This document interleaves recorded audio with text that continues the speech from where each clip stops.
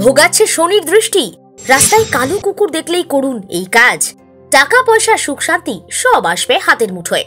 জ্যোতিষশাস্ত্র মতে সপ্তাহের এই দিনটায় যদি একটা কালো কুকুরকে খাওয়ানো যায়, জীবনের সব বাধা কেটে যায়। হিন্দু শাস্ত্র মতে শনিবার শনিদেবের দিন।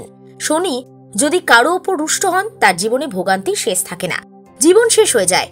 অন্যদিকে শনি তুষ্ট হলে জীবন মসৃণ, মিটে যায় সব অভাব অনটন, কেটে যায় সব বাধা।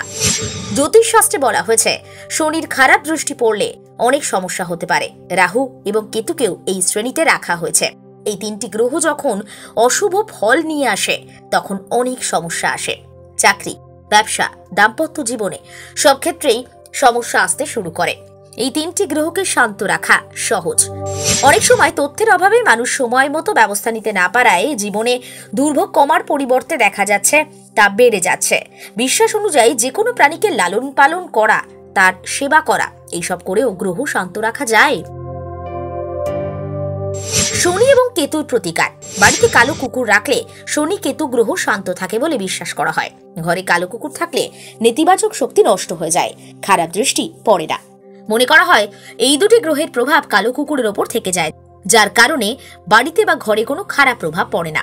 কুকুরের সেবা করে রুটি খাওয়ালে শনি দেবতা খুশি হন। যাদের শনিদোষ কিংবা শনির সাড়ে সাতি বা ধৈয়ার প্রভাব, শাস্ত্র মতে তারা কুকুরের সেবা করুন, এতে ঝামেলা বাধা দূর হবে। কুকুরকে খাওয়ানোর উপকার সেটা নতুন করে বলার কিছু নেই। এমনিতে ধর্মমতে বিশ্বাস করা হয় কুকুরকে সর্ষের তেল দিয়ে রুটি খাওয়ালে শনিদোষ দূর হয়। কুকুর পালন সেবা করলে কাল ভৈরব প্রসন্ন হন। কাল ভৈরব প্রসন্ন হলে বড় বড় ঝামেলা এড়ানো যায়। শিশুদের সুখের বাধা দূর হয়। অর্থ সংক্রান্ত সমস্যাও মেটে। বাড়িতে মঙ্গলময় পরিবেশ বিরাজ করে।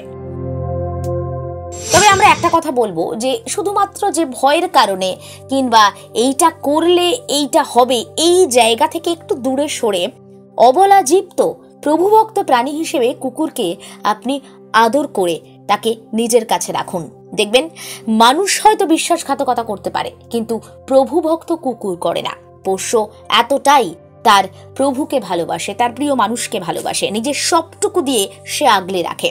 ইদানিং কালে দেখবেন সোশ্যাল মিডিয়ায় বিভিন্ন রিলস ভাইরাল হয়, যেখানে দেখা গেছে যে একটা বাড়ির ছোট্ট সন্তানকে কিভাবে কুকুর আগলে রেখেছে।